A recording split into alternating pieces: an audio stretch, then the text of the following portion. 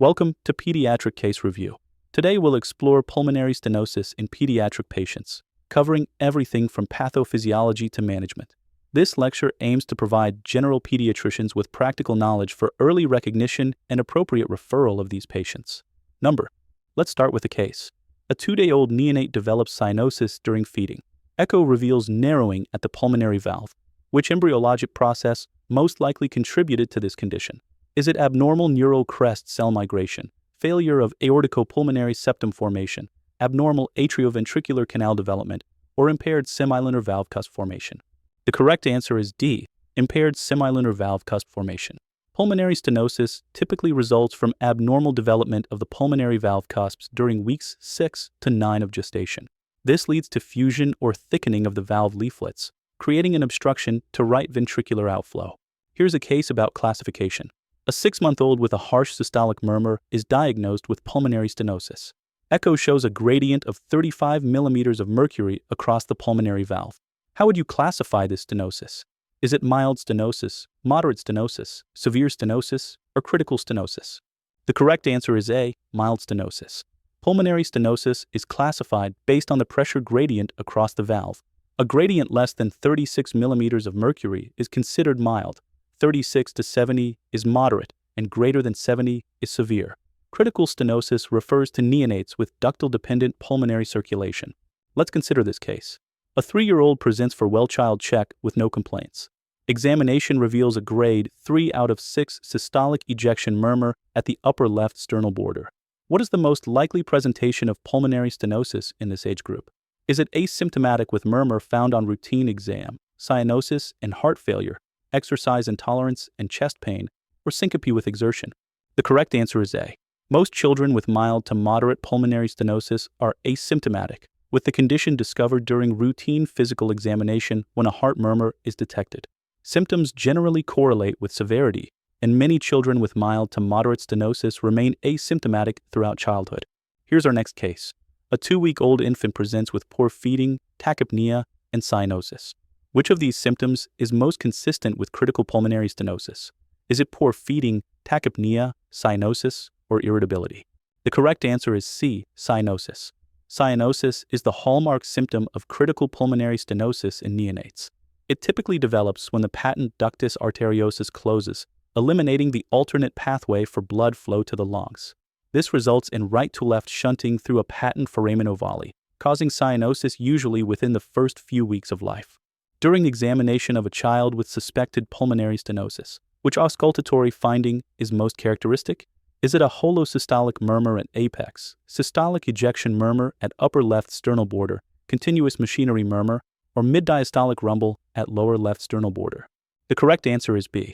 The classic finding in pulmonary stenosis is a harsh systolic ejection murmur heard best at the upper left sternal border. The murmur typically radiates to the back and left shoulder. An ejection click often precedes the murmur, and interestingly, the intensity of the murmur typically increases with the severity of stenosis. A child with moderate pulmonary stenosis is examined.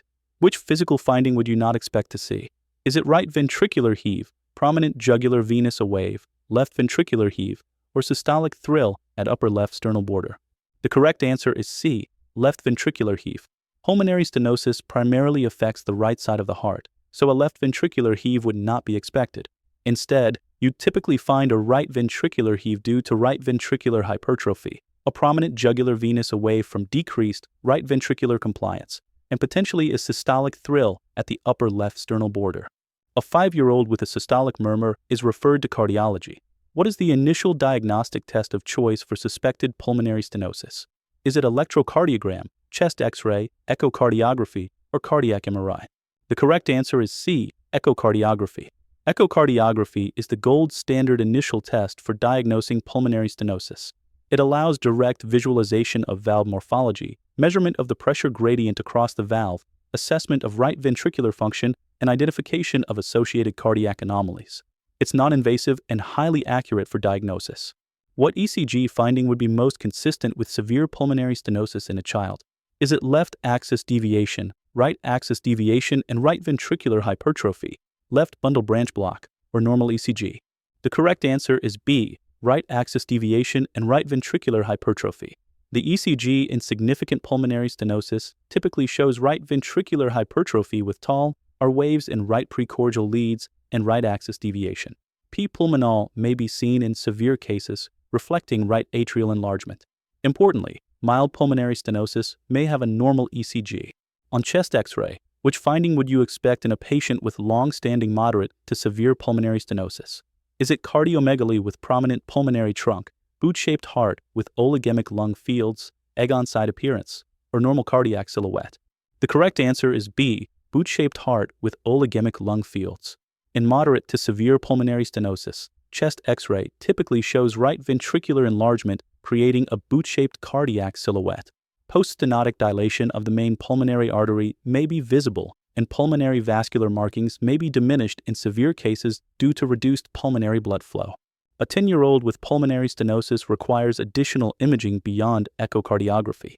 Which modality is most useful for evaluating right ventricular function and pulmonary artery anatomy? Is it cardiac CT, cardiac MRI, nuclear perfusion scan, or cardiac catheterization? The correct answer is B, cardiac MRI. Cardiac MRI has become the gold standard for assessing right ventricular volumes and function. It provides excellent anatomical detail of the pulmonary arteries and can accurately quantify pulmonary regurgitation and flow volumes. Unlike CT, it doesn't involve radiation exposure, making it particularly valuable for pediatric patients requiring serial imaging. When would cardiac catheterization be indicated in a child with pulmonary stenosis? Is it for initial diagnosis, for routine follow-up, when interventional treatment is planned, or in all cases of mild stenosis? The correct answer is C, when interventional treatment is planned. In modern practice, cardiac catheterization for pulmonary stenosis is primarily therapeutic rather than diagnostic. It's performed when balloon pulmonary valvuloplasty is planned. While catheterization does provide precise pressure measurements across the valve, non-invasive imaging is typically sufficient for diagnosis and routine monitoring. A 4-year-old has mild pulmonary stenosis with a gradient of 25 millimeters of mercury and is asymptomatic. What is the most appropriate initial management? Is it immediate balloon valvuloplasty, surgical valvotomy, observation with endocarditis prophylaxis, or observation without endocarditis prophylaxis? The correct answer is D, observation without endocarditis prophylaxis. Mild pulmonary stenosis with gradients less than 36 millimeters of mercury rarely progresses and typically requires only periodic follow-up every 1 to 2 years. Current guidelines do not recommend routine endocarditis prophylaxis for isolated pulmonary stenosis. These children can generally participate in competitive sports without restrictions. A 7-year-old has moderate pulmonary stenosis with a gradient of 50 millimeters of mercury. Which statement about management is most accurate? Is it immediate intervention is always required? Observation with annual follow-up is appropriate?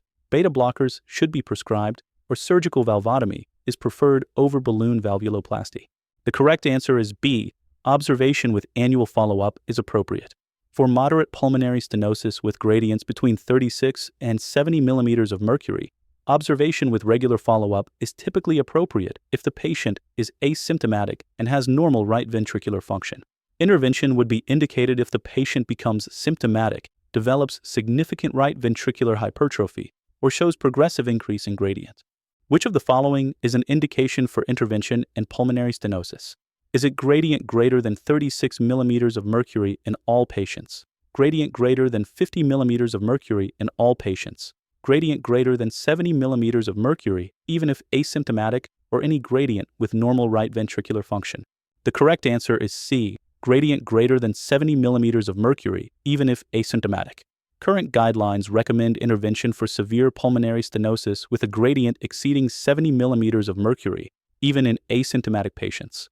Other indications include symptomatic pulmonary stenosis regardless of gradient, right ventricular pressure exceeding 50% of systemic pressure, and critical pulmonary stenosis in neonates. A 3-year-old with severe pulmonary stenosis and a gradient of 75 millimeters of mercury is scheduled for intervention. Which is the first-line procedure? Is it surgical valvotomy, balloon pulmonary valvuloplasty, pulmonary valve replacement, or Ross procedure? The correct answer is B, balloon pulmonary valvuloplasty. Balloon valvuloplasty has become the first-line treatment for isolated valvular pulmonary stenosis in children. It has a success rate exceeding 90% in patients with typical valve morphology. The procedure is performed via cardiac catheterization and typically results in immediate significant reduction in the pressure gradient. It avoids the need for open-heart surgery in most cases.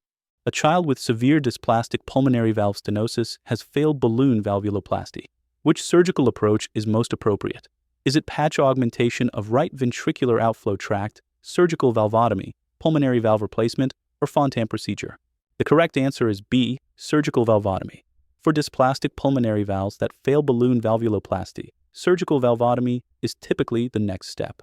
This approach allows direct visualization of the valve and precise division of fused commissures. For severe dysplasia, additional patch augmentation of the right ventricular outflow tract may be necessary. Valve replacement is generally reserved for older patients with irreparable valves. A 15-year-old had successful balloon valvuloplasty for severe pulmonary stenosis at age 3. What is the most common long-term sequela? Is it restenosis requiring reintervention, pulmonary regurgitation, right heart failure, or infective endocarditis? The correct answer is B, pulmonary regurgitation.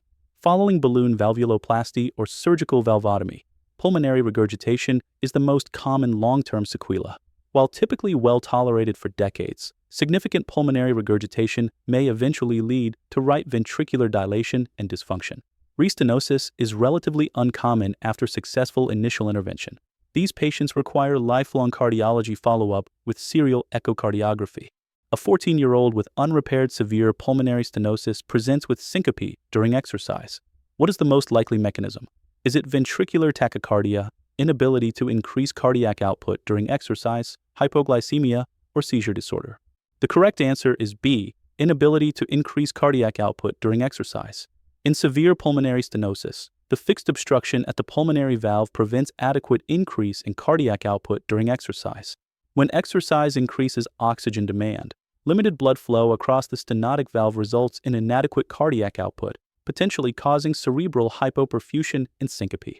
This presentation is an urgent indication for intervention.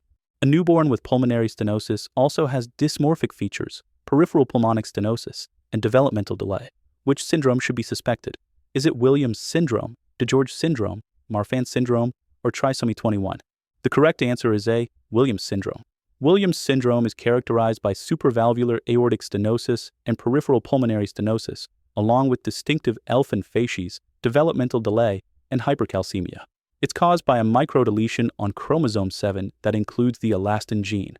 Pulmonary stenosis can occur in other syndromes like Noonan syndrome and congenital Rubella syndrome, requiring comprehensive evaluation. Which recent advance has improved management of severe pulmonary regurgitation after valvuloplasty? Is it percutaneous pulmonary valve implantation, gene therapy targeting Notch1, stem cell therapy, or antibiotic prophylaxis protocols? The correct answer is A, percutaneous pulmonary valve implantation. This has been a major advance in managing severe pulmonary regurgitation following previous interventions. Transcatheter pulmonary valve replacement allows treatment without repeat open-heart surgery. Initially used for conduit dysfunction, newer valve designs are expanding indications to native right ventricular outflow tracts, potentially benefiting more patients with long-term pulmonary regurgitation. A 6-month-old with moderate pulmonary stenosis and 50 millimeters of mercury gradient has normal growth and no symptoms. Her parents ask about sports participation in the future. Your recommendation is no competitive sports ever allowed, unrestricted sports participation, non-competitive sports only, or sports participation decision after valvuloplasty. The correct answer is B, unrestricted sports participation. Children with mild to moderate pulmonary stenosis and no symptoms can generally participate in all competitive sports without restriction. Regular cardiology follow-up remains important to monitor for progression. If the gradient increases to severe range or symptoms develop, sports participation would need reassessment. After successful intervention, most patients can return to unrestricted activity.